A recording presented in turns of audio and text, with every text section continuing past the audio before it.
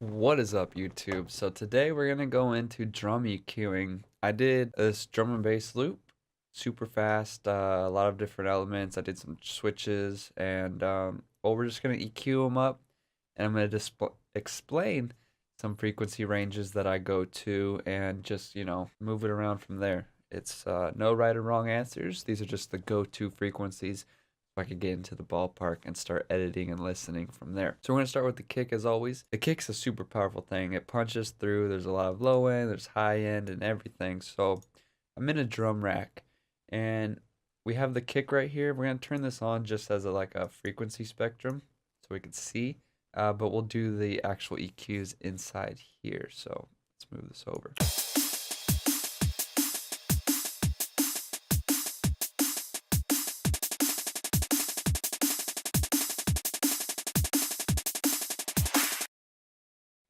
So the first thing I noticed, it's a little thumpy.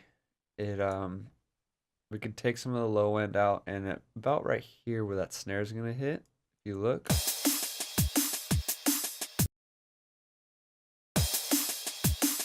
you can see that little lump right there. So we're gonna shave out some of this for the on the kick, so everything else could kind of like sit in right there. It may not sound like much right now, but when you go to add in your bass sounds and everything, those are going to start filling in those frequency ranges too. So you really want the kick to kind of be out of the way, and you could always adjust it later. These are no permanent changes right now.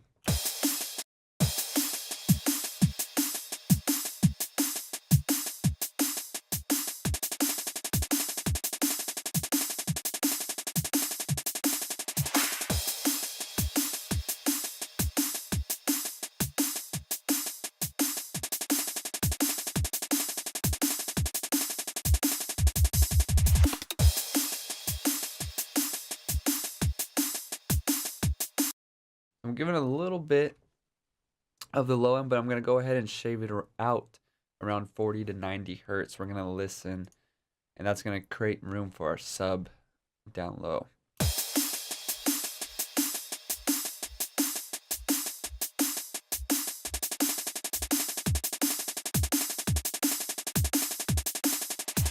This has a more punchy, it's coming through now. And the low end, again, we shaved out.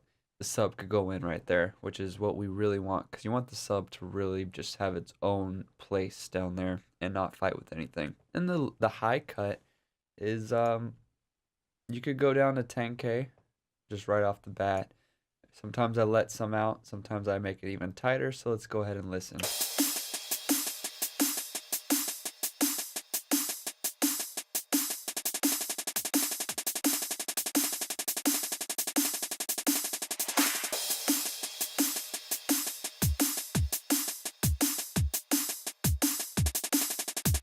And then if you want it to shine, you're going to go ahead and boost around the 2000. So let's listen.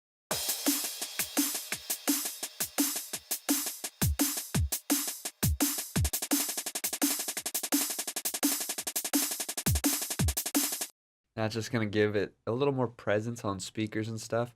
And then we shaved out all the high end or the hi-hats and everything to sit there and not really get washed out with that. So the kick is good for now. Again, you're going to change this as you go through your songwriting, but let's move on to the snare and clap now. So we're going to go to the snare now, and it's basically the same thing. You want to shave out the low end, shave out some of the high end, and then give it a little bit of presence so it sticks out. So again, let's give it a listen.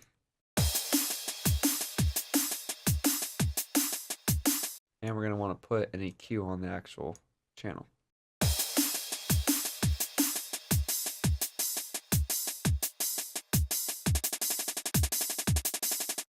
And if you just listen to just the the snare,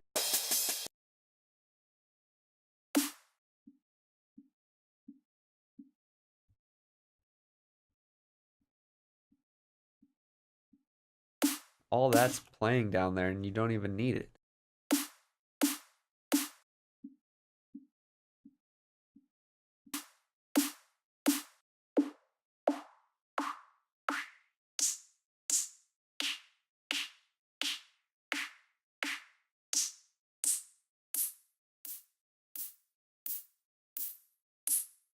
Like all that we really do not need, but you still kind of want it there So we're gonna scoop it out so the hi-hats could sit on top right there.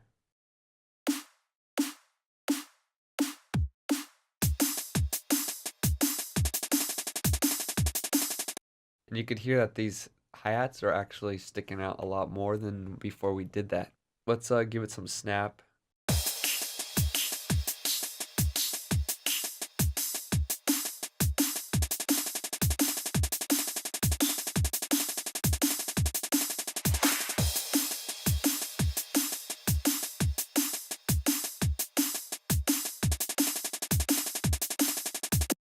And you could even take out even more because we really can't hear above 18,000. It's more like dogs could hear that and stuff. So you might as well just scoop it out, let the frequency ranges, tighter, more room, and not just have frequencies you can't hear filling in. You could do that for every sound, but for the snare, it's more important because the hi-hats will fill this up. And then later on, you could maybe as the group whole, you could kind of shave it down, or on the master, you could shave out the frequencies that are too high. So that's basically my snare EQs. You want to shave out the bottom, shave out the high, scoop out some for the hi-hats, and then give it a little bit of presence, little snap, so it sticks out again. It has, that power feeling and not just weak because we scooped all the frequencies out.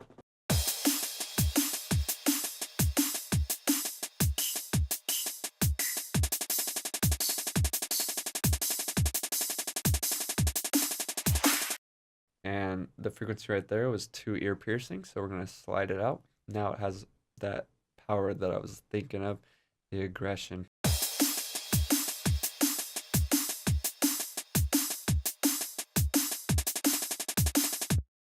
All right, so next we're going to be going to the cymbal or the clap. We're going to do the clap right now since we're here.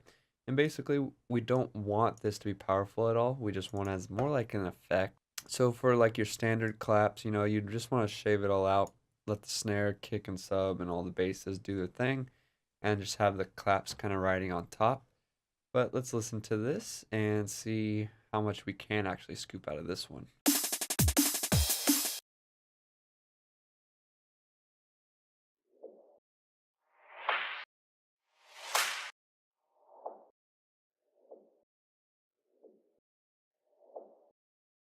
So a lot of low end we could scoop out. And I also kind of want it tucked back a little bit.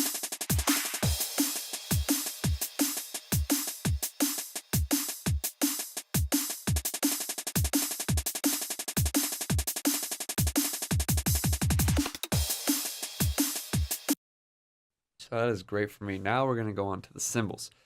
So the cymbals, you want low cuts, you want high cuts, basically everything you want to scoop out as much as you can, and not so much that it's going to damage the sound, but just stuff that you really can't hear, but you know that, the frequencies are playing. You can kind of hear it when you solo the sound, and the kick's going to be filling that in. So you really don't need this room right here. Same with the snare. So we're going to be scooping out a lot of low end and just having these ride on top. Now I am going to use this EQ first because I want them as a whole, and then we'll fine tune them.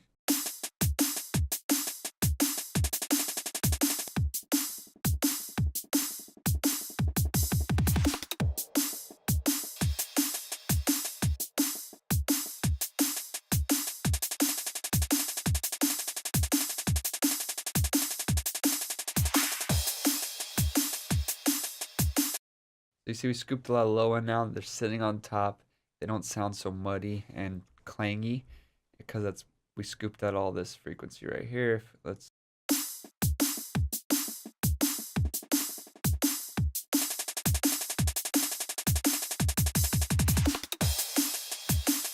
the crash also sits better now. So let's go ahead and individually EQ them now. I know I want the crash the biggest and the least low end because it's gonna layer out the beginning of the bar. I don't want to create any mud.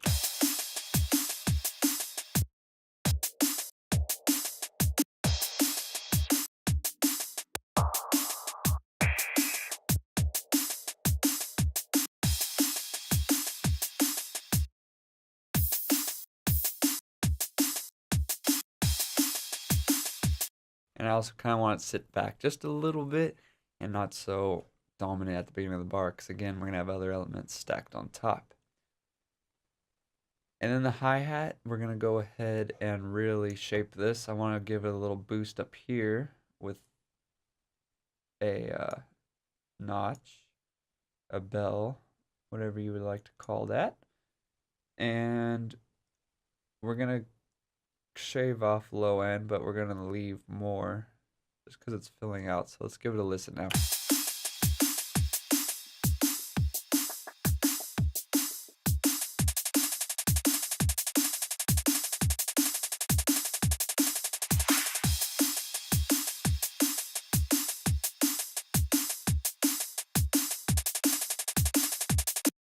All right, sounding great to me. Now we're gonna go in the low or this hat shuffle and do the same things real quickly to speed up time and just take note what I'm doing.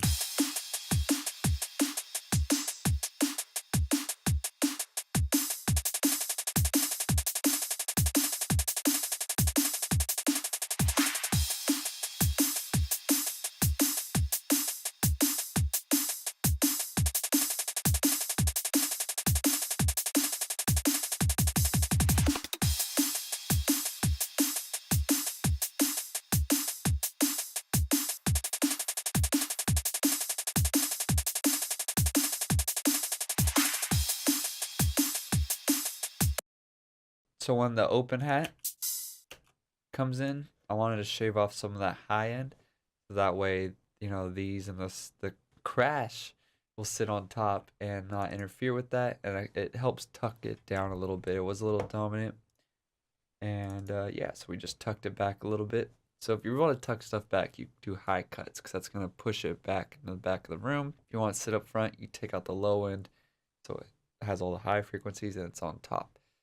So that's a pretty quick curve, and I think it came out great, and it's giving us tight drums. You could hear all the drum elements, and it's going to leave us a lot of room to start stacking other elements in. Again, you wouldn't necessarily do this right off the bat. This is more when you're in the mixdown stage, so then you'll really know what you need to scoop out and whatnot. But this is tutorial purposes, and I want you to see how to, EQ morph your sounds so they have punch, they have purpose, and all the bad frequencies that are gonna mud up with your other elements are scooped out. So we did the clap. The last thing is toms. These could be toms, perks, whatever, but this is kind of like a fill, a perk fill. So it's not gonna be the same EQing ranges as toms. Toms you want to take out the low end, but then give them some low mids to punch through. Unless they're playing by themselves, then you could leave more low end in, because a lot of the drum fills, you take all the elements and it's just the drum fill. So just listen. You want the drum fill to be punchy and impactful, but you don't want it so powerful that when the loop resets, the toms are the most powerful part, and then the drum or the rest of the drop sounds weak. So that's what you need to balance out with this. In this, I'm just going to scoop out some of the low end because these are really high frequencies. So if you listen,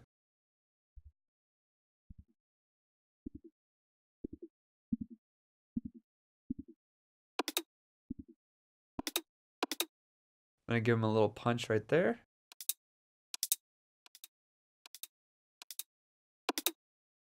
Presence, I'm going to scoop out some mud about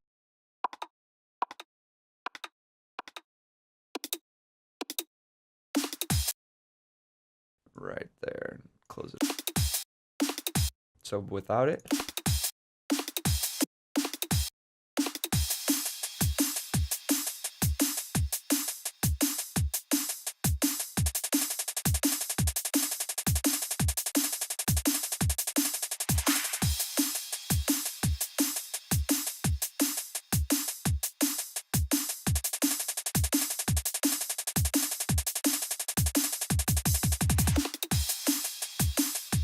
and I'm going to go ahead and scoop out some of the high end.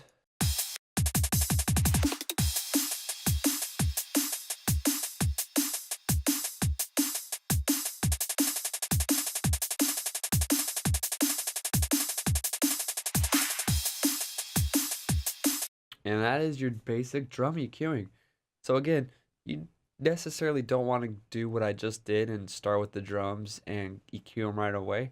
Sure, start with the drums, but as you start adding elements, then you'll hear, okay, I need to scoop out some of the low end of the kick, okay?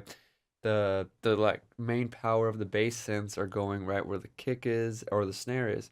So you just scoop out some room and stuff and make everything have its own place. Then you do the little boost, so you want that part to like stick out.